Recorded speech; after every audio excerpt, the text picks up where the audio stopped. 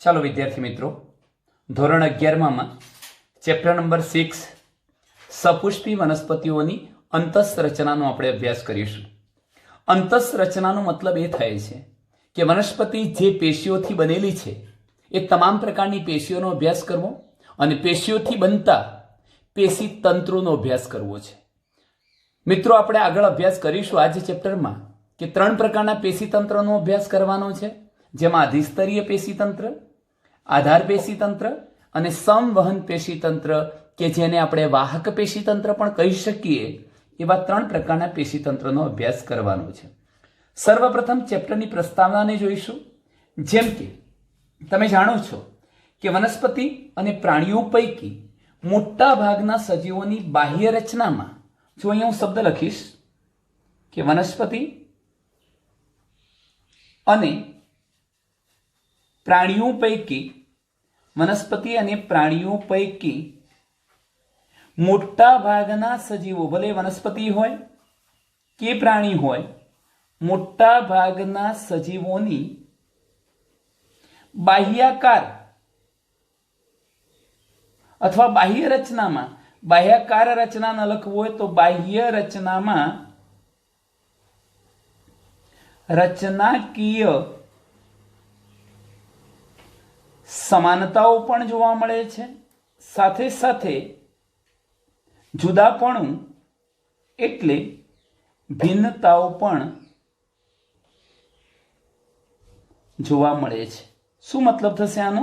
અહીં વિચારી લો કે તમે કોઈ પણ પ્રકારની વનસ્પતિને પસંદ કરો છો કે પ્રાણીઓને પસંદ કરો છો.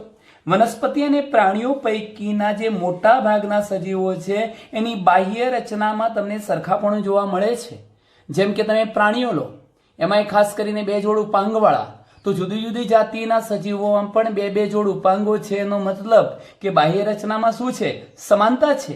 તો બાહ્યાકાર રચનામાં રચનાકીય સમાનતા પણ હોઈ શકે. સાથે સાથે આપણે એની આંતરિક રચનાઓ કાં તો બાહ્ય રચના જોઈએ તો કેટલાક પ્રાણીઓને પૂંછની હાજરી હોય છે તો કેટલાકને હોતી નથી. એનો મતલબ કે બાહ્ય રચનામાં સમાનતાઓ પણ હોઈ શકે અને ભિન્નતાઓ પણ હોઈ શકે.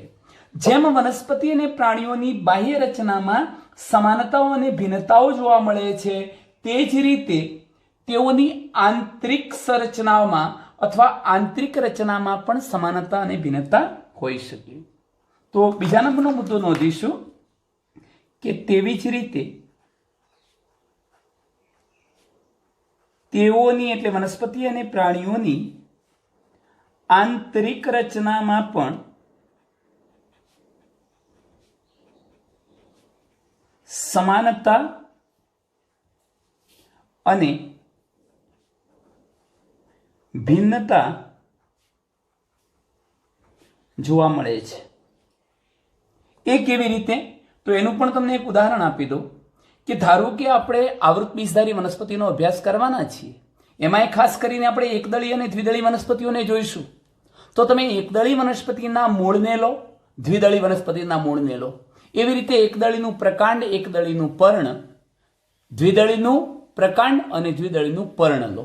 આ બધાના આપણે આડછેદ એટલે આડા છેદ લઈને જોશું તો અંદરની જે પેશી રચના છે અથવા એની ગોઠવણી છે એમાં થોડો શું જોવા મળે છે? ફેરફાર. તો કેટલીક રચનામાં સમાનતા પણ જોવા મળે છે. તેથી આપણે કહી શકીએ કે જેમ બાહ્ય રચનામાં સમાનતાઓ અને ભિન્નતાઓ છે, તેવી જ રીતે સજીવોની આંતરિક રચનામાં પણ સરખાપણું અને જુદાપણું એટલે ભિન્નતાઓ જોવા મળે છે. વનસ્પતિઓનો જો આપણે આંતરિક રચનાનો અભ્યાસ કરીએ છીએ, વનસ્પતિઓની, કારણ કે આ ચેપ્ટરમાં આપણે વનસ્પતિઓની વાત કરવી છે, એટલે વનસ્પતિઓની આંતરિક રચનાના અભ્યાસને શું નામ અપાય છે? તો વનસ્પતિમાં આંતરિક રચનાના અભ્યાસને આપણે અંતસ્થ રચના શાસ્ત્ર તરીકે ઓળખાવીશું. જો વનસ્પતિની આંતરિક રચનાનો અભ્યાસ કરવામાં આવે એ અભ્યાસને અંતસ્થ રચના શાસ્ત્ર તરીકે ઓળખવામાં આવે છે. ચલો મિત્રો, આપણે જાણીએ છીએ કે કોઈ પણ સજીવનો પાયાનો એકમ કોણ છે? કોષ. એ રીતે વનસ્પતિમાં પણ પાયાનું એકમ એટલે એના શરીરની રચના, વનસ્પતિની રચના કરતો પાયાનો એકમ કોણ છે? કોષ છે. હવે આવા કોષો નિશ્ચિત કાર્ય કરવા માટે ભેગા થશે એટલે કોષો ભેગા મળીને ચોક્કસ પ્રકારની પેશીઓ બનાવે છે. પેશીઓ ભેગી મળશે, પેશીઓના આયોજન દ્વારા શું બનવાનું છે? વનસ્પતિમાં પેશી તંત્ર બનશે. જો વનસ્પતિની વાત કરું તો પહેલા વનસ્પતિમાં પેશી તંત્ર બનશે અને પેશી તંત્રના આયોજન દ્વારા વનસ્પતિમાં અંગો બને છે, જેમ કે મૂળ, પ્રકાંડ અને પર્ણ. વનસ્પતિમાં આપણી જેમ અંગતંત્ર હોતું નથી, માટે આપણે કહી શકીએ કે વનસ્પતિઓમાં પાયાના એકમ તરીકે કોષ આવેલો છે. કોષો નિશ્ચિત કાર્યને અનુલક્ષીને ભેગા મળી પેશીઓ બનાવે છે. પેશીઓ નિશ્ચિત કાર્ય કરવા માટે પેશી તંત્ર બનાવશે અને પેશી તંત્રો ભેગા મળીને મૂળ, પ્રકાંડ અને પર્ણ જેવા અંગોની રચના કરે છે. ચાલો મિત્રો, ત્યાર પછીની ચર્ચા કરીએ તો વનસ્પતિમાં વિવિધ અંગો આંતરિક રચનામાં જુદાપણું દર્શાવે છે. એનો મતલબ શું થાય? વનસ્પતિમાં વિવિધ અંગો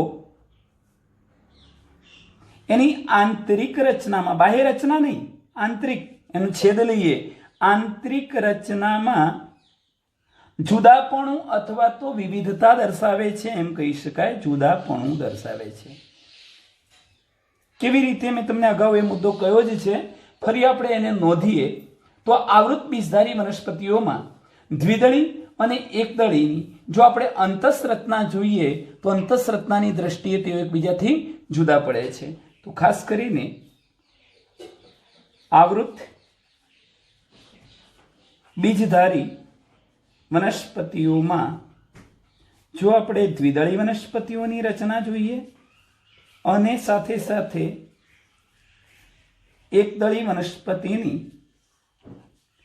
આંતરિક અથવા અંતસ્થ રચનાનો અભ્યાસ કરીએ તો આંતરિક રચનામાં આપણને શું જોવા મળે છે? જુદાપણું જોવા મળે છે. મિત્રો, આ મુદ્દાનો વધુ ખ્યાલ તમને આવશે જ્યારે આપણે દ્વિદળી વનસ્પતિ અને એકદળી વનસ્પતિના મૂળ, પ્રકાંડ અને પર્ણના આડા છેદ લઈને આ બંનેની સરખામણી કરીશું ત્યારે આપણે સ્પષ્ટ થશે કે દ્વિદળી વનસ્પતિનું મૂળ એકદળી વનસ્પતિના મૂળથી કઈ બાબતમાં જુદું છે, એ રીતે પર્ણ કઈ બાબતમાં જુદું છે અને એ જ રીતે પ્રકાંડ કઈ રીતે જુદું પડે છે. ટૂંકમાં આંતરિક રચનામાં જુદાપણું જોવા મળે છે એમ આપણે કહી શકીએ. આંતરિક રચનાઓ તેમના પર્યાવરણ પ્રત્યેના અનુકૂલનો પણ દર્શાવે છે. એનો મતલબ એવો થયો કે વનસ્પતિઓમાં આંતરિક રચનાની અંદર થોડો ફેરફાર હશે તો એ શાના માટે છે? એ પર્યાવરણમાં અનુકૂલન સાધવા માટે. એટલે આપણે એ મુદ્દો લખી શકીએ કે આંતરિક રચનાઓ તેમના પર્યાવરણ પ્રત્યેના અનુકૂલનો પણ દર્શાવે છે. જો આપણને કોઈ એક વનસ્પતિની આંતરિક રચના બીજી વનસ્પતિની આંતરિક રચના કરતાં થોડીક જુદી માલુમ પડતી હોય તો એનો સીધો અર્થ એ થાય કે જુદી પડતી રચના દ્વારા એ પોતાના પર્યાવરણ પ્રત્યે શું સાધે છે? અનુકૂલન સાધે છે એમ કહી શકાય. ચાલો મિત્રો, હવે આપણે આ પ્રસ્તાવનાની ચર્ચા કર્યા પછી નવા મુદ્દાની ચર્ચા કરવી છે અને એ જે નવો મુદ્દો છે એ છે વનસ્પતિમાં જોવા મળતી પેશી. પેશીની વાત કરવી છે. હવે પેશીની વ્યાખ્યા શું થાય આપણે એને સમજીએ છીએ. પણ પેશીની વ્યાખ્યા સમજીએ એ પહેલા મિત્રો હું એક નાનકડી અહીંયા આકૃતિ દોરું છું, જરા એને ધ્યાનથી સમજજો. જેમ કે મારી જોડે કોઈ આ એક કોષ છે. આ કોષ સતત કોષ વિભાજન કરીને નવા કોષોનું નિર્માણ કરે છે. જેમ કે એણે 1માંથી 2 સર્જ્યા, 2માંથી 4 કોષો સર્જ્યા, 4માંથી 8 સર્જ્યા, 8માંથી 16 સર્જ્યા અને એ રીતે એ પોતાના કોષોની સંખ્યામાં વધારો કરે છે. જેમ કે હું અહીંયા ઘણા બધા કોષો નિર્માણ પામ્યા છે એવી સ્થિતિ રજૂ કરું છું.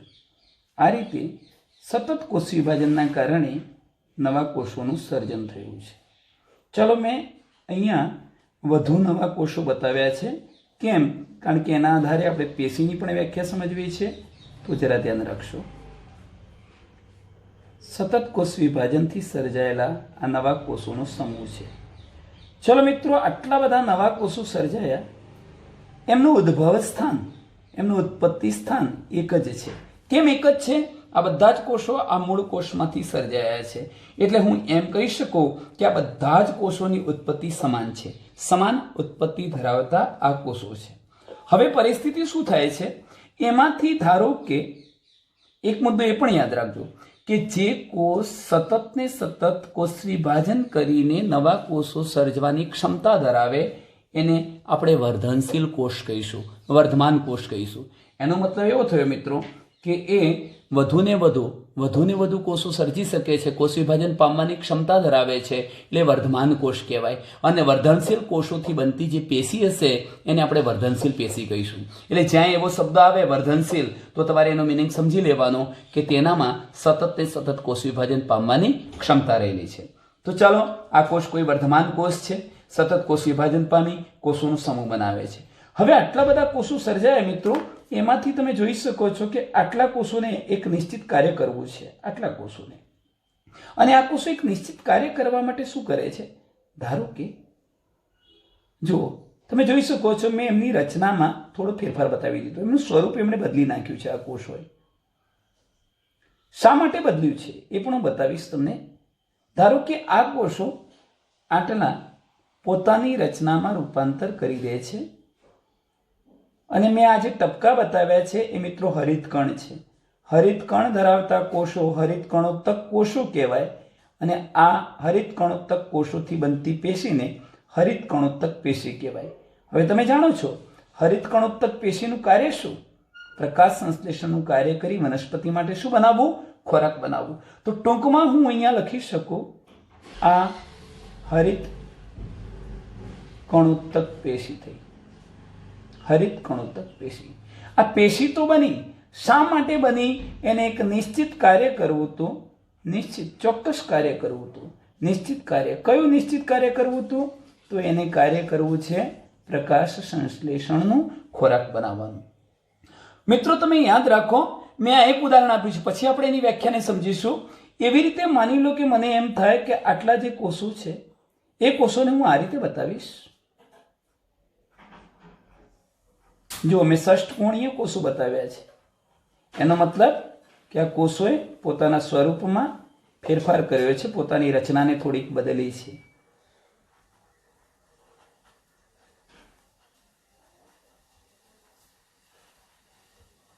મેં આ પ્રકારના કોષો બતાવ્યા. એની અંદર મિત્રો હું આવું રાઉન્ડ શેપ કરી દઉં છું. ખરેખર રાઉન્ડ કરવા કરતાં આપણે ડબલ દિવાલમાં બતાવી શકીએ, પણ ન બતાવીશું તો એ ચાલશે. અત્યારે આપણે આવા કોષોને દ્રઢોત્તક કોષો કહીશું, દ્રઢોત્તક કોષો. અને આ દ્રઢોત્તક કોષોથી બનતી જે પેશી છે એ પેશીને નામ અપાય છે દ્રઢોત્તક પેશી. હવે એને શું નિશ્ચિત કાર્ય કરવું હતું? તો એને કાર્ય કરવું છે યાંત્રિક મજબૂતાઈ આપવી, વનસ્પતિને નુકસાન ન થાય એ માટે યાંત્રિક મજબૂતાઈ આપવાનું કામ કરતી પેશી એટલે દ્રઢોત્તક પેશી. મિત્રો મેં આ રીતે પ્રકાશ સંશ્લેષણનું કાર્ય કરતી પેશી બતાવી, યાંત્રિક મજબૂતાઈ આપતી પેશી બતાવી. એ રીતે કેટલીક જલીય વનસ્પતિઓ છે પાણીમાં રહેતી, તો એમને તારકતા બક્ષતી વાયુત્તક પેશી બતાવી શકું. વનસ્પતિમાં ખોરાકનું વહન કરવા માટે હું અન્નવાહક પેશી બતાવી શકું. પાણીનું વહન કરવા માટે જલવાહક પેશી બતાવી શકું. આમ હું જુદી જુદી પેશીઓ બતાવી શકું. હવે મારે આ પેશીની વ્યાખ્યા આપવી છે. મેં અહીંયા લખ્યું છે પેશી, દ્રઢોત્તક પેશી હોય, હરિતકણોત્તક હોય, વાયુત્તક હોય, સ્થૂલકોણક પેશી હોય. ધારો કે એક સ્થૂલકોણક પેશી પણ બતાવી શકાય, જે પણ યાંત્રિક મજબૂતાઈ આપવાનું કામ કરે છે, વનસ્પતિના જે તે અંગોને નમ્યતા, કોમળતા બક્ષે છે. તો ટૂંકમાં કહેવાનો આશય એવો છે, વ્યાખ્યામાં સમજીએ. ચલો, આ બધા પેશીના જે કોષો હતા, હરિતકણોત્તક પેશીના કોષો, આ કોષોનું ઉત્પત્તિ સ્થાન તો એક છે. એટલે સમાન ઉત્પત્તિ ધરાવતા કોષો થયા. સમાન ઉત્પત્તિ ધરાવતા કોષો. અને શા માટે? નિશ્ચિત કાર્ય. કયું કાર્ય કર્યું હતું? પ્રકાશ સંશ્લેષણનું. એટલા માટે આ કોષો શું થયા છે? ભેગા થયા છે. પોતાની રચનામાં એમણે શું કરી દીધો છે? ફેરફાર કરી દીધો છે. તો હવે વ્યાખ્યા શું થાય કે સમાન ઉત્પત્તિ ધરાવતા અને સામાન્ય રીતે સમાન કાર્ય કરતા બધા જ કોષો કયું કાર્ય કરે છે? પ્રકાશ સંશ્લેષણનું એક સમાન કાર્ય કરે, નિશ્ચિત કાર્ય કરતા કોષોનો સમૂહ, એને પેશી કહેવાય. અહીંયા જુઓ કે આ બધા જ કોષોનું ઉત્પત્તિ સ્થાન તો કેવું છે? સમાન. એક જ કોષમાંથી બન્યા છે, સમાન ઉત્પત્તિ સ્થાન છે, અને આ બધા જ કોષો એક સમાન કાર્ય કરે છે. કયું કાર્ય કરે છે? યાંત્રિક મજબૂતાઈ આપવાનું કામ કરે છે. તો હવે આપણે આ રીતે વ્યાખ્યા લખી શકીએ. જો વ્યાખ્યા શું લખીશું? સમાન ઉત્પત્તિ ધરાવતા અને સામાન્યતઃ એટલે સામાન્ય રીતે સમાન કાર્ય દર્શાવતા અથવા સમાન કાર્ય કરતા સામાન્ય કાર્ય દર્શાવતા કોષોનો સમૂહ એટલે શું? પેશી. ફરીથી કહી દઉં છું, સમાન ઉત્પત્તિ ધરાવતા અને સામાન્યતઃ સમાન કાર્ય દર્શાવતા કોષોનો સમૂહ એટલે શું કહેવાય? પેશી. વનસ્પતિમાં વિવિધ પ્રકારના કોષો આવેલા હોય છે, એટલે એમ પણ કહી શકાય કે વનસ્પતિ વિવિધ પ્રકારના કોષોની બનેલી છે. જુઓ, એક મુદ્દો અહીંયા લખીશ મિત્રો. વનસ્પતિઓ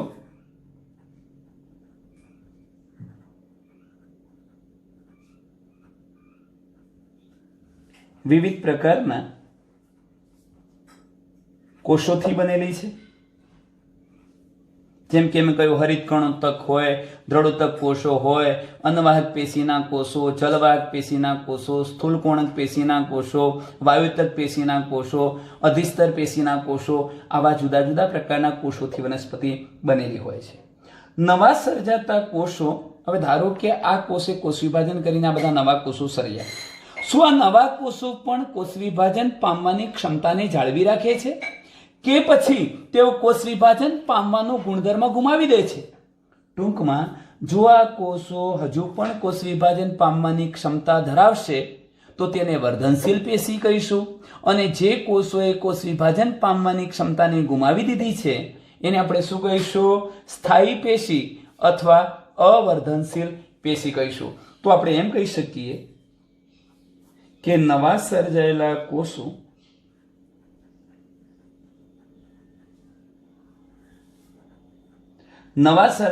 કોષો વિભાજનની એટલે કોષ વિભાજનની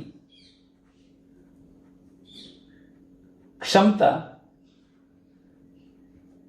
ધરાવે છે કે નહીં? કોષ વિભાજન પામી શકે છે કે નથી પામી શકતા? તેના આધારે આપણે વનસ્પતિ પેશીને મુખ્યત્વે બે પ્રકારમાં વહેંચી શકીએ. આ બે પ્રકારો મિત્રો કયા છે? તો તમને ખબર છે કે મેં અત્યારે થોડી વાર પહેલા કહ્યું હતું.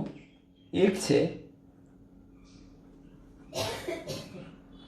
વર્ધનશીલ પેશી અને બીજા નંબરની છે સ્થાયી પેશી, સ્ટેબલ ટીસ્યુ. આ સ્થાયી પેશી માટે બીજો શબ્દ છે અવર્ધનશીલ પેશી. તો એથી વિરુદ્ધ વર્ધનશીલ પેશી માટે શબ્દ છે અસ્થાયી પેશી. ટૂંકમાં બે પ્રકાર પડે: અસ્થાયી પેશી, સ્થાયી પેશી, અથવા વર્ધનશીલ પેશી, અવર્ધનશીલ પેશી. તમને એકવાર ફરી કહી દઈશ, અહીં જરા ધ્યાન રાખો કે વનસ્પતિઓ જુદા જુદા પ્રકારના કોષોથી બનેલી છે. જો કોષ વિભાજનથી સર્જાતા નવા કોષો હતા, એ નવા સર્જાયેલા કોષો હજુ પણ વિભાજન પામવાની ક્ષમતા જાળવી રાખે તો તે વર્ધનશીલ પેશી, અને જો વિભાજન પામવાની ક્ષમતાને ગુમાવી દે એટલે વિભાજન નહીં પામી શકે તો તેને આપણે અવર્ધનશીલ કે સ્થાયી પેશી તરીકે ઓળખાવીએ છીએ. મિત્રો, હવે આપણે અહીંયા વનસ્પતિ પેશીનું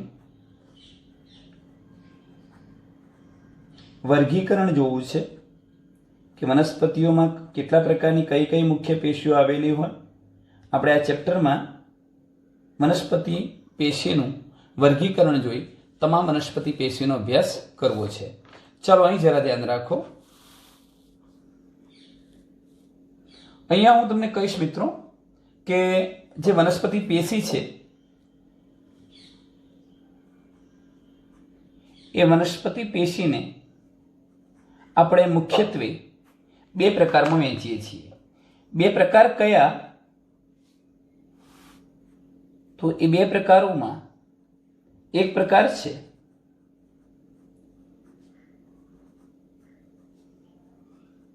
વર્ધનશીલ પેશી અને બીજો પ્રકાર છે સ્થાયી પેશી, ટૂંકમાં અવર્ધમાન પેશી, અવર્ધનશીલ પેશી. હજુ પણ આગળ આપણે કહી શકીએ કે આ વર્ધનશીલ પેશી જે છે એના મુખ્યત્વે 3 પ્રકારો પડે છે. પણ આજે મિત્રો 3 પ્રકાર પડે છે એ કોના આધારે પડે છે? તો હું લખીશ એમના સ્થાનના આધારે કે ભાઈ વર્ધનશીલ પેશી ખરી, પણ એ વર્ધનશીલ પેશી વનસ્પતિમાં કયા સ્થાને આવેલી છે એના આધારે વર્ધનશીલ પેશીના 3 પ્રકાર પડે. કયા કયા 3 પ્રકાર પડે છે? તો એક છે અગ્રીય વર્ધનશીલ પેશી અથવા એને અગ્રસ્ત વર્ધનશીલ પેશી કહેવાય. બીજા નંબરની છે આંતરવિષ્ટ વર્ધનશીલ પેશી અને ત્રીજા નંબરની છે પાર્શ્વીય વર્ધનશીલ પેશી અથવા પાર્શ્વસ્થ વર્ધનશીલ પેશી. આ ત્રણેયનું મિનિંગ શું થાય છે મિત્રો આપણે સમજીશું થોડીક વારમાં. અત્યારે માત્ર પ્રકાર યાદ રાખો કે વર્ધનશીલ પેશી અને સ્થાયી પેશી મુખ્ય 2 પ્રકાર હતા, એ અને બી.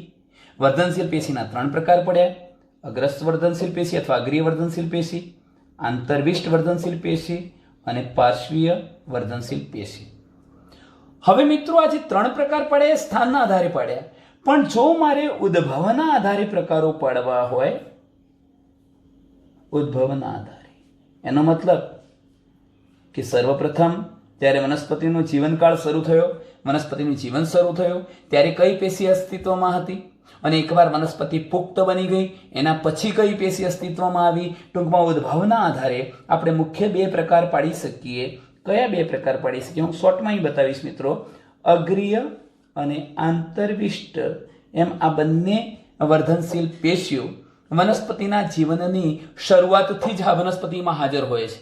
વનસ્પતિ નિર્માણ પામે ત્યારથી જ અગ્રીય અને આંતરવિષ્ટ બંને પેશીઓ જોવા મળે છે. એટલા માટે જ આપણે એને પ્રાથમિક વર્ધનશીલ પેશી કહીશું. ઉદ્ભવના આધારે એક થઈ પ્રાથમિક વર્ધનશીલ પેશી અને આ પ્રાથમિક પેશીઓ બની જાય, પ્રાથમિક વર્ધનશીલ પેશી નિર્માણ પામી ગઈ, વનસ્પતિનો વિકાસ થઈ ચૂક્યો અને ત્યાર પછી એટલે એકવાર વનસ્પતિ પુખ્ત બન્યા પછી નિર્માણ પામતી જે પેશી છે એવી પાર્શ્વીય વર્ધનશીલ પેશીને આપણે નામ આપીશું દ્વિતીય વર્ધનશીલ પેશી. ટૂંકમાં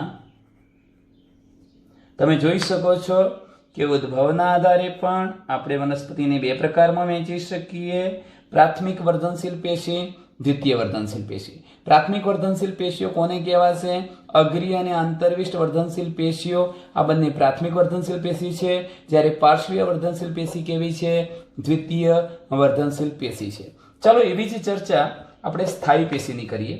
જો કે આ બધા જ ટોપિકને આપણે ડિટેલમાં સમજીએ છીએ, પણ તમને ખાલી કહેવા ખાતર કહી દઉં છું કે વર્ધનશીલ પેશી કોને કહેવાય? તો જે પેશીના કોષો સતત ને સતત કોષ વિભાજન પામવાની ક્ષમતા જાળવી રાખે છે, સતત કોષ વિભાજન પામી શકે છે, એ પેશીને વર્ધનશીલ પેશી કહેવાય. અને જે કોષો નિશ્ચિત કાર્ય કરવા માટે હવે રૂપાંતરિત થઈ ચૂક્યા છે, જેમને કોષ વિભાજન પામવાની જવાબદારી નથી રહી, જેમણે કોષ વિભાજન પામવાની ક્ષમતા ગુમાવી દીધી છે, એવી પેશીને આપણે કેવી પેશી કહીશું? સ્થાયી પેશી. ટૂંકમાં જે પેશીના કોષોએ કોષ વિભાજન પામવાની ક્ષમતા ગુમાવી દીધી છે તે પેશી સ્થાયી પેશી કહેવાય. હવે આવી સ્થાયી પેશીના આપણે મુખ્યત્વે 2 પ્રકાર પાડીએ છીએ: સરળ સ્થાયી પેશી અને બીજી છે મિત્રો જટિલ સ્થાયી પેશી.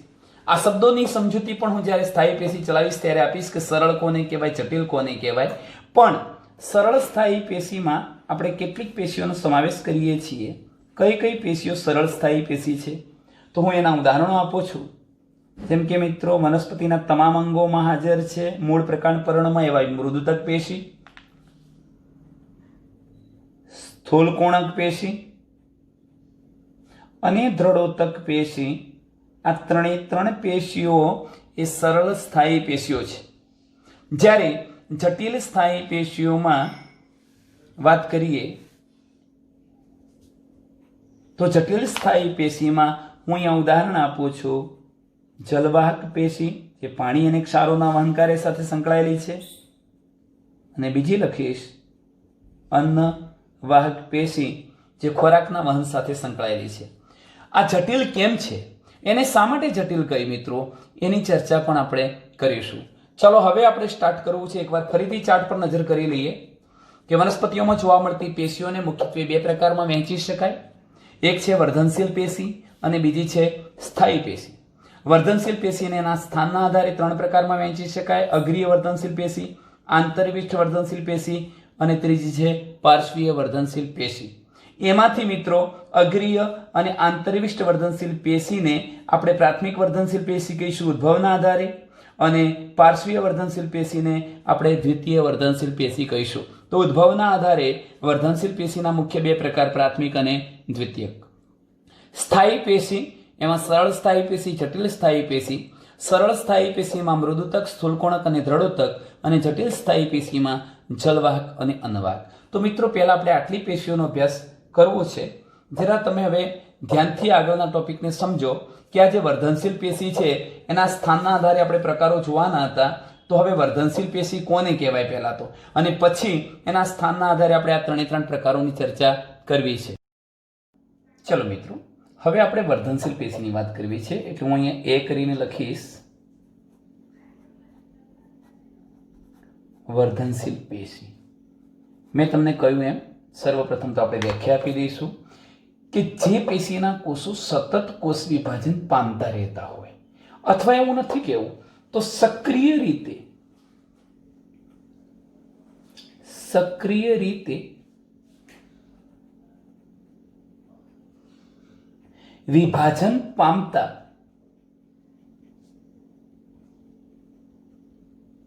કોષોના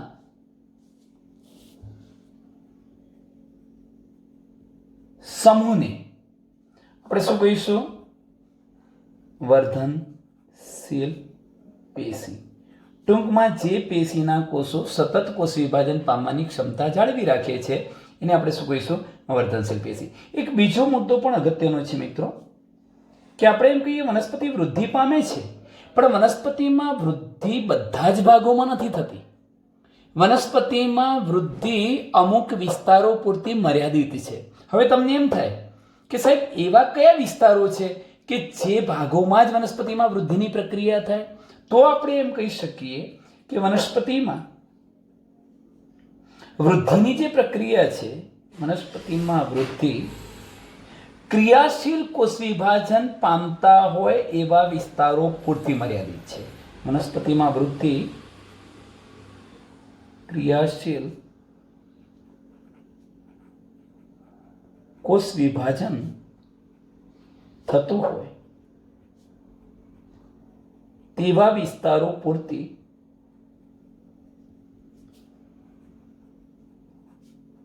મર્યાદિત છે. આનો મતલબ એવો થશે મિત્રો, જુઓ ધ્યાન રાખો કે વનસ્પતિમાં આપણે વૃદ્ધિની ઘટના જોઈ છે, તો જ્યાં સતત કોષ વિભાજન થતું હોય એવા વિસ્તારોમાં વનસ્પતિની વૃદ્ધિ થશે, પણ કોષ વિભાજન નથી થતું. જે પેશી સ્થાયી પેશીમાં ફેરવાઈ ચૂકી છે, જેના કોષો કોષ વિભાજન પામી શકતા નથી, તો એવા વિસ્તારમાં વનસ્પતિ વૃદ્ધિ થતી નથી. માટે અહીંયા કહેવામાં આવ્યું છે કે વનસ્પતિમાં વૃદ્ધિની પ્રક્રિયા જ્યાં કોષ વિભાજન થતું હોય એવા વર્ધનશીલ વિસ્તારો પૂરતું મર્યાદિત છે. હવે મિત્રો ચલો આપણે એમાંથી પહેલા જોઈએ છીએ સ્થાનના આધારે અગ્રીય વર્ધનશીલ પેશી. પહેલો પ્રકાર ભણીશું અગ્રીય વર્ધનશીલ પેશી. અહીંયા એ પણ ધ્યાન રાખીશું કે આને અગ્રીય માટે બીજો શબ્દ છે અગ્રસ્ત વર્ધનશીલ પેશી. હું એક નાનકડી આકૃતિ દોરું છું કે જેના આધારે આપણે આ તમામ ઘટનાઓને સમજી શકીએ. જેમ કે મિત્રો મેં અહીંયા એક વનસ્પતિનું પ્રકાંડ બતાવ્યું છે આ પ્રકારનું પ્રકાંડ બતાવ્યું. હવે હું અહીંયા જમીનની નીચે એનું મૂળતંત્ર બતાવીશ. આ મૂળની શાખાઓ છે, જેને આપણે શાખા મૂળ પણ કહી શકીએ.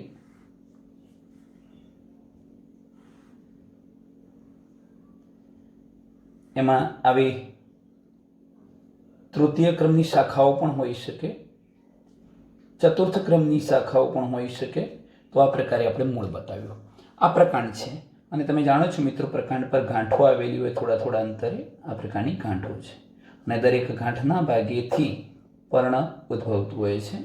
કે આપણે આ પ્રકારે પર્ણ બતાવી દઈએ, જેમ કે આ ગાંઠ પ્રદેશ પરથી નિર્માણ પામેલા પર્ણો બતાવ્યા. ચલો, મેં અહીંયા એક વનસ્પતિની આકૃતિ દોરી છે. હવે આના આધારે આપણે વર્ધનશીલ પેશી સમજવું છે. ફક્ત વર્ધનશીલ પેશી જ નહીં મિત્રો, પણ એના આધારે આપણે વર્ધનશીલ પેશીના ત્રણેય પ્રકારોને સમજવા જઈ રહ્યા છીએ. તો વ્યવસ્થિત ધ્યાન રાખીશું. આપણી જોડે એક વનસ્પતિ છે. એ વનસ્પતિમાં અગ્રીય એટલે ટોચે, અગ્રભાગે આવેલી. હવે ટોચ ક્યાં છે? તો આ પ્રકાંડવાળો જે ભાગ છે આપણે એને પ્રરોહ કહીશું. તો પ્રરોહની ટોચે, એનો મતલબ આ થયો, આ ભાગ. હું રેડ પેનથી બતાવું છું, આ ભાગ થયો. એવી રીતે તમે મૂળની ટોચે જુઓ તો આ પણ ભાગ થયો. મૂળની શાખાઓની ટોચનો ભાગ આ થયો. ધારો કે અહીં પણ શાખા હોય તો શાખાની ટોચનો ભાગ. ધારો કે અહીંયા કોઈ શાખા આપણે આ પ્રકારે બતાવી છે, તો આ શાખાનો ટોચનો ભાગ. ટૂંકમાં પ્રકાંડની ટોચે કે પ્રકાંડની જે શાખાઓ હતી એની ટોચે, તેમજ મૂળની ટોચે કે મૂળની શાખાઓની ટોચે. એટલે આપણે એવું કહી શકીએ, મૂળ તથા આ પ્રરોહતંત્ર છે, એટલે પ્રરોહના અગ્રસ્થ ભાગોમાં આવેલી વર્ધનશીલ પેશીને આપણે શું કહીશું? અગ્રીય વર્ધનશીલ પેશી. ફરીથી સાંભળો, અહીંયા હું વ્યાખ્યા લખીશ કે મૂળ અને પ્રરોહના અગ્રસ્થ ભાગોમાં રહેલી એટલું જ નહીં, આ તો સ્થાન થયું કે ભાઈ આ પ્રરોહના અગ્રભાગે છે કાં તો મૂળના અગ્રભાગે છે, પણ ત્યાં રહેલી વર્ધનશીલ પેશી સતત ને સતત કોષ વિભાજન કરીને ત્યાં નવા કોષો ઉમેરે છે. આ કોષોથી બનતી પેશીને આપણે પ્રાથમિક પેશી કહીશું. તો એક બીજો શબ્દ પણ લખવો છે કે મૂળ અને પ્રરોહના અગ્રસ્થ ભાગમાં રહેલી અને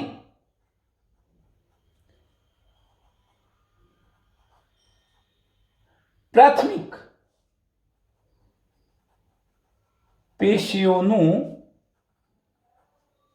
નિર્માણ કરતી વર્ધનશીલ પેશીને અગ્રીય અથવા અગ્રસ્થ વર્ધનશીલ પેશી કહે છે. ફરી સમજી લો કે મૂળ તેમજ પ્રરોહની અગ્રસ્થ ભાગોમાં રહેલી પ્રાથમિક પેશીઓ બનાવતી વર્ધનશીલ પેશીને અગ્રસ્થ વર્ધનશીલ પેશી કહે છે. આટલે સુધી આપણે ક્લિયર થયા. મહત્વનો મુદ્દો એ હતો કે મૂળ અને પ્રકારની ટોચે રહેલી અગ્રસ્થ વર્ધનશીલ પેશી કહેવાય. મૂળ અને પ્રકારની ટોચે રહેલી વર્ધનશીલ પેશીને અગ્રસ્થ વર્ધનશીલ પેશી કહેવાય. એ પ્રાથમિક પેશીઓ બનાવે. કેમ પ્રાથમિક પેશીઓ? મિત્રો, આ પણ યાદ રાખો, આ વનસ્પતિનો ઉદ્ભવ થયો, બીજમાંથી આ વનસ્પતિ સર્જાઈ ત્યારથી લઈને આ પેશીની હાજરી હતી, અગ્રસ્થ વર્ધનશીલ પેશી. એટલે વનસ્પતિના જીવનકાળની શરૂઆતથી જ જોવા મળે છે. એટલે ઉદ્ભવના આધારે આપણે અગ્રસ્થ વર્ધનશીલ પેશીને કેવી પેશી કહી શકીએ? પ્રાથમિક પેશી. ટૂંકમાં મૂળ અને પ્રરોહના અગ્રભાગમાં રહેલી અને પ્રાથમિક પેશીઓનું નિર્માણ કરતી વર્ધનશીલ પેશીને અગ્રસ્થ વર્ધનશીલ પેશી તરીકે ઓળખવામાં આવે છે. હવે તમને એમ તો થઈ ગયું, અહીં ખબર પડી ગઈ કે મૂળની અગ્રસ્થ વર્ધનશીલ પેશી ક્યાં આવેલી છે. તો આપણે એમ કહી શકીએ કે મૂળની અગ્રસ્થ વર્ધનશીલ પેશી ક્યાં આવેલી છે? મૂળની ટોચે છે. પણ એવી રીતે પ્રરોહની અગ્રીય વર્ધનશીલ પેશી ક્યાં છે? પ્રરોહની અગ્રસ્થ અથવા અગ્રીય વર્ધનશીલ પેશી એ ક્યાં આવેલી છે? તો મિત્રો પ્રકાંડ અક્ષના મોટા ભાગના પ્રરોહની અથવા પ્રદેશમાં, મોટા ભાગના પ્રદેશમાં અમુક અંતરે. આવો શબ્દ કેમ લખ્યો સાંભળજો. પ્રરોહની અગ્રસ્થ વર્ધનશીલ પેશી, આ જે પ્રકાંડ અક્ષ છે એ પ્રકાંડ અક્ષના મોટા ભાગના પ્રદેશમાં અમુક અંતરે. એનો મતલબ કે ધારો કે આ શાખા પડી તો આ અંતરે, આ શાખા પડી આ અંતરે. એ પણ કહી દઉં મિત્રો કે આ વનસ્પતિ છોડ નાનો હતો, આટલી જ ઊંચાઈ હતી ત્યારે અગ્રસ્થ વર્ધનશીલ પેશી અહીં હતી. ધીરે ધીરે ખસતા અહીં આવી, અહીંયા. તો આપણે એમ કહી શકીએ કે પ્રરોહની અગ્રસ્થ વર્ધનશીલ પેશી એ પ્રકાંડ અક્ષના મોટા ભાગના પ્રદેશમાં અમુક અંતરે ગોઠવાયેલી હોય છે. હવે એક બીજી બાબત પણ આપણે અહીં જરા ધ્યાનથી સમજીશું કે મિત્રો આ પર્ણનું નિર્માણ થાય. સાંભળજો જરા ધ્યાનથી કે જેમ કે આ પ્રકાંડ છે, આ પ્રકાંડની ટોચે આવેલી અગ્રસ્થ વર્ધનશીલ પેશી છે. હવે એ શું કરવાની છે? જોજો, ધારો કે અહીંયા ગાંઠ પ્રદેશ આવવાનો, તો ગાંઠના ભાગેથી આ રીતે પર્ણનું નિર્માણ થવાનું છે. આ પ્રકારે ધારો કે આ પર્ણનું નિર્માણ થયેલું છે, આ પર્ણ છે. હવે જો અહીંયા વર્ધનશીલ પેશીના કોષો આવેલા હોય તો તેઓ સતત કોષ વિભાજન તો કરવાના જ છે. આ રીતે કોષ વિભાજન કરશે. હું પછી તમને એ પણ કહીશ કે ધીરે ધીરે પછી કોષ વિભાજનની ક્ષમતા ગુમાવશે. કોષ વિભાજનની ક્ષમતા ગુમાવશે એટલે આવો બે ગાંઠો વચ્ચેનો આંતરગાંઠ વાળો વિસ્તાર જ્યાં સ્થાયી પેશી આવેલી હશે એવો બની જવાનો છે. પણ ધ્યાન રાખો કે આ અગ્રસ્થ વર્ધનશીલ પેશીના કોષો નીચે તરફ ગોઠવાઈ જઈને અહીંયાથી આમ ગોઠવાઈ જઈને, જુઓ આ રીતે નીચે તરફ ગોઠવાઈ જઈને પર્ણની કક્ષમાં અથવા પ્રકાંડ અને પર્ણની કક્ષમાં એક કલિકા બનાવે છે.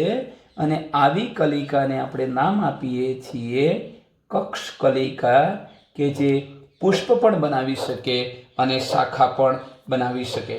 તો આ વાક્ય પણ અગત્યનું છે મિત્રો, યાદ રાખજો કે પર્ણોના નિર્માણ અને પ્રકાંડના વિસ્તરણ દરમિયાન, એટલે આ પર્ણનું નિર્માણ થતું હોય એ દરમિયાન અને આ પ્રકાંડ વિસ્તરીને લાંબુ થતું હોય, આંતરગાંઠો બનાવતું હોય એ દરમિયાન આ પ્રરોહની અગ્રીય વર્ધનશીલ પેશીના કેટલાક કોષો નીચે તરફ ગોઠવાઈ જઈને કક્ષકલિકા બનાવે છે.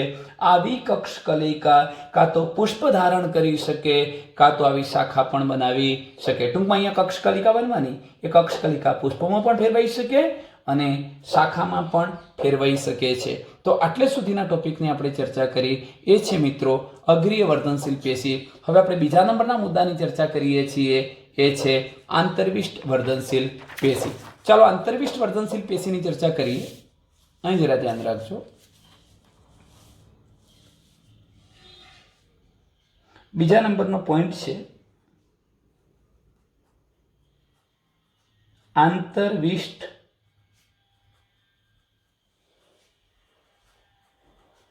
વર્ધનશીલ પેશી.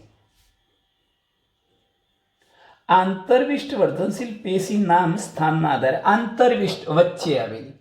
ક્યાં આવેલી છે મિત્રો? તો પરિપક્વ પેશીઓ અથવા સ્થાયી પેશીઓની વચ્ચે આવેલી છે. હું એકવાર લખીશ પછી આપણે સમજીએ કે પરિપક્વ પેશીઓ, પરિપક્વ થઈ ગયેલી પરિપક્વ પેશીઓ માટે હું બીજો શબ્દ અહીં લખું છું કૌંસમાં, સ્થાયી પેશી. તો પરિપક્વ પેશીઓની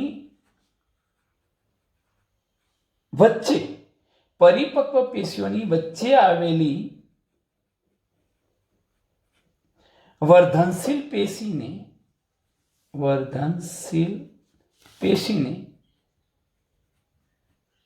શું નામ અપાય છે? આંતરવિષ્ટ વર્ધનશીલ પેશી. આંતરવિષ્ટ વર્ધનશીલ પેશી કહે છે. આ કેવી રીતે? જરા આકૃતિમાં સમજવા પ્રયત્ન કરીએ. જુઓ મિત્રો મેં આજે આકૃતિ અહીં બતાવી હતી એમાં આ શું છે? ગાંઠ છે. આ પણ ગાંઠ છે. આ ગાંઠ છે અને અહીં પણ ગાંઠ છે. ટોચે શું હતું? અગ્રસ્ત વર્ધનશીલ પેશી. મેં તમને કહ્યું એમ અગ્રસ્ત વર્ધનશીલ પેશી ધારો કે આ છે, એ અગ્રસ્ત વર્ધનશીલ પેશી જ્યારે અહીં ખસી જશે ત્યારે આ વિસ્તારમાં શું આવવાનું? ગાંઠ અને ગાંઠની વચ્ચે આંતરગાંઠ વાળો વિસ્તાર. એનો મતલબ એ થયો મિત્રો કે આ અગ્રસ્ત વર્ધનશીલ પેશી હતી એ કોષ વિભાજનની ક્રિયા દ્વારા નવા કોષો ઉમેરશે. જેમ કે બતાવી દઉં તમને અહીં આકૃતિમાં. અહીં જુઓ, આ પ્રકારની આકૃતિ આપણે દોરી શકીએ. મેં આ એક આકૃતિ બતાવી છે આ પ્રકારની. હું અહીંયા ગાંઠ બતાવું છું. આ ગાંઠ બતાવી. હવે આ જે ગાંઠ છે એ ગાંઠના જે કોષો છે, ધારો કે હું રેડ પેનથી બતાવું છું, એ વર્ધનશીલ પેશીના કોષો છે, વર્ધમાન, અને એ પણ આંતરવિષ્ટ વર્ધનશીલ પેશીના કોષો, એટલે જે સતત ને સતત કોષ વિભાજન પામવાની ક્ષમતા ધરાવશે. હવે મિત્રો સાંભળો કે આ કોષો સતત ને સતત કોષ વિભાજન પામી અને નવા કોષો ઉમેરે છે. એમણે આ નવા કોષો ઉમેર્યા બંને બાજુએ, ઉપર નીચે તરફ. આજે એણે બંને બાજુએ નવા કોષો ઉમેર્યા છે. કોણે ઉમેર્યા? વર્ધનશીલ પેશીએ. આજે નવા કોષો ઉમેર્યા.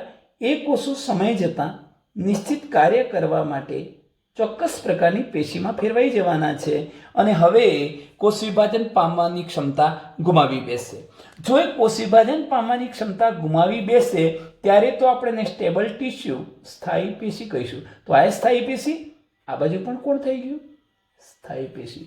હવે જુઓ વ્યાખ્યા કે પરિપક્વ પેશીઓ અથવા બે સ્થાયી પેશીઓની વચ્ચે આવેલી વર્ધનશીલ પેશીને આંતરવિષ્ટ વર્ધનશીલ પેશી કહે છે. તો આ શું થઈ ગઈ? આંતરવિષ્ટ, વચ્ચે આવેલી આંતરવિષ્ટ વર્ધનશીલ પેશી. બે સ્થાયી પેશીઓ અથવા પરિપક્વ પેશીઓની વચ્ચે આવેલી વર્ધનશીલ પેશીને આપણે શું કહીશું? સ્થાયી પેશી તરીકે, આંતરવિષ્ટ વર્ધનશીલ પેશી તરીકે ઓળખાવીશું. આ પેશીઓ ક્યાં જોવા મળે છે મિત્રો? આ પેશીઓ ખાસ કરીને એકદળી વનસ્પતિમાં, અને એકદળી વનસ્પતિમાં કોણ આવે? ઘાસ. તો ઘાસમાં જોવા મળે છે, ખાસ કરીને ઘાસ પ્રકારની વનસ્પતિમાં જોવા મળે છે. શાકાહારી, અહીં ધ્યાન રાખજો, હું લખું છું શાકાહારી. શાકાહારી માટે બીજો શબ્દ છે તૃણ, ઘાસ ખાનારા, તૃણાહારી. શાકાહારી, તૃણાહારી, ચરતા પ્રાણીઓ. હવે આ જે શાકાહારી કે ચરતા તૃણાહારી પ્રાણીઓ છે એ પ્રાણીઓ દ્વારા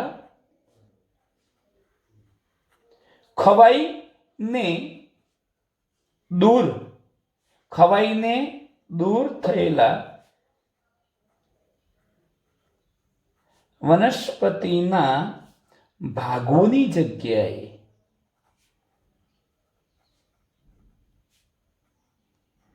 પુનઃ નિર્માણ પામતા ભાગોમાં રહેલી છે. બરોબર ધ્યાનથી સમજો.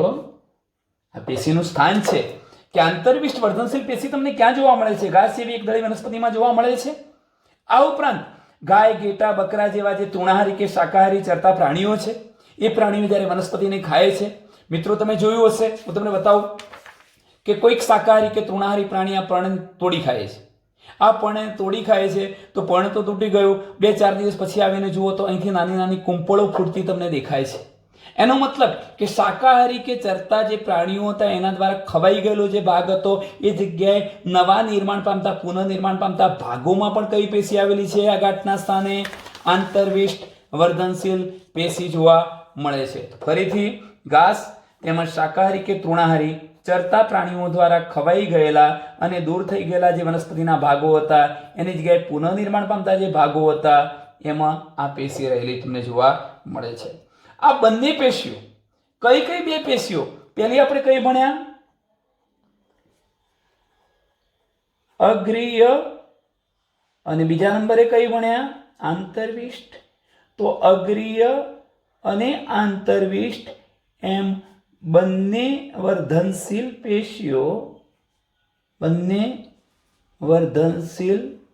પેશીઓ કઈ કઈ? અગ્રીય અને આંતરવિષ્ટ એમ બંને વર્ધનશીલ પેશીઓ વનસ્પતિના જીવનની શરૂઆતમાં જ દેખાય છે. વનસ્પતિ જીવનની શરૂઆતથી જ દેખાય છે. એટલું જ નહીં, તેઓ વનસ્પતિનો પ્રાથમિક દેહ બનાવે છે, પ્રાથમિક દેહના નિર્માણમાં ભાગ લે છે.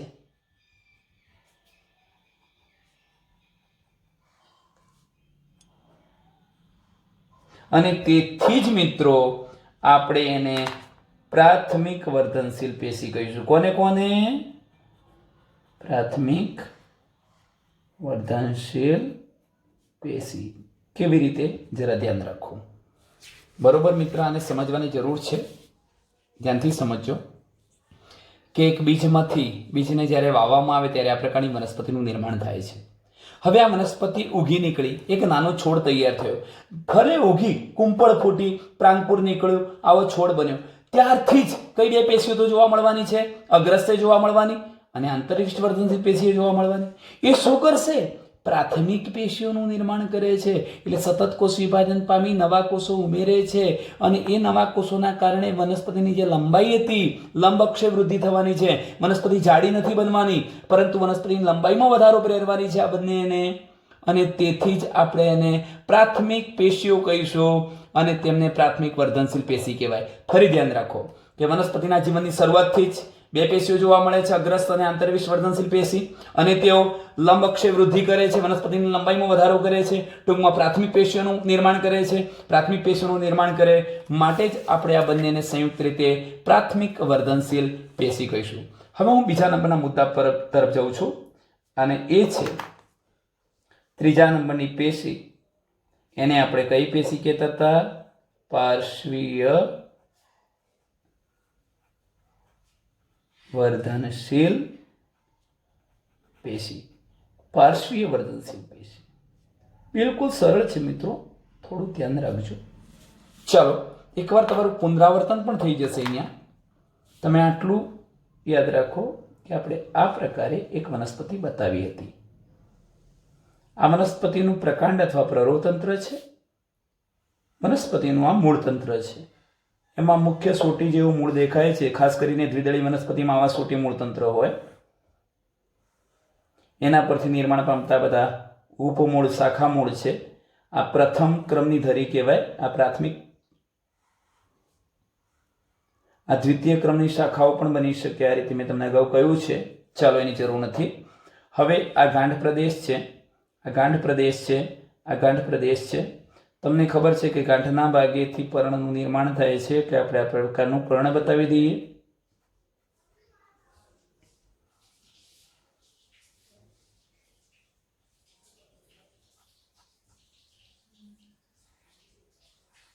હવે જુઓ મિત્રો, સમજવા જેવી બાબત આ છે કે આની અંદર કોણ કોણ હાજર છે?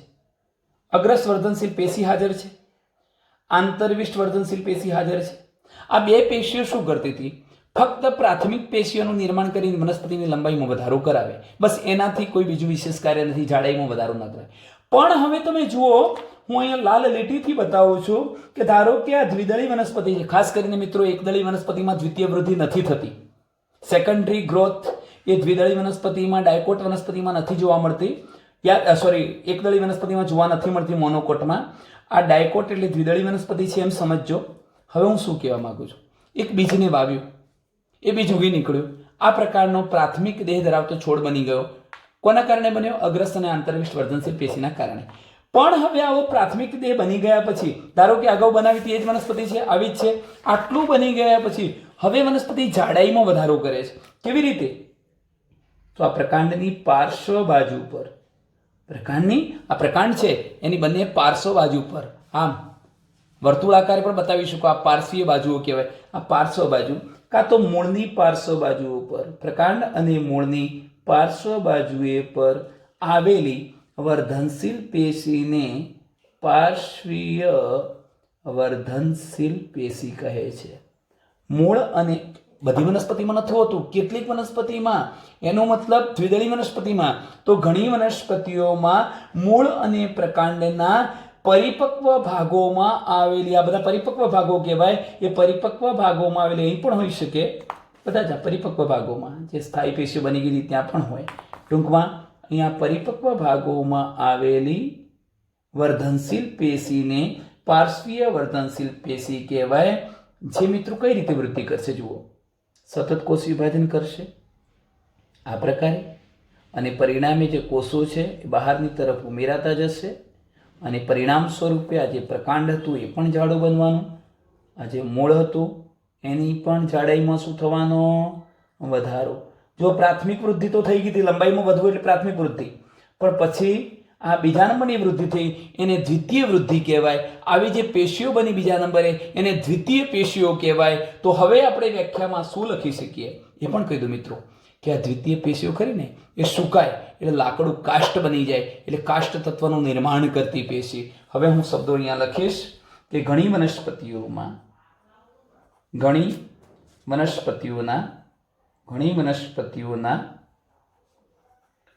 મૂળ અને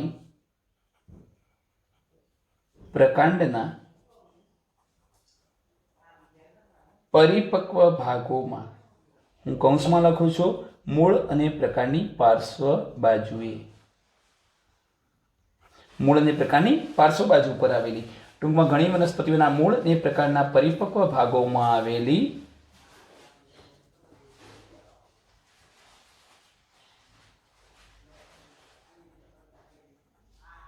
વર્ધનશીલ પેશી કે જે શું કરશે? ચોક્કસ રીતે કાષ્ઠીય અક્ષ, લાકડાવાળી અક્ષ ઉત્પન્ન કરે છે. અને ક્યારે જોવા મળે છે? આના દ્વારા પ્રાથમિક પેશીઓ બની જાય એના પછી, એટલે પ્રાથમિક વર્ધનશીલ પેશીના નિર્માણ પછી દેખાય છે, પહેલા દેખાય નહીં. અને પ્રાથમિક વર્ધનશીલ પેશીઓના નિર્માણ પછી દેખાય છે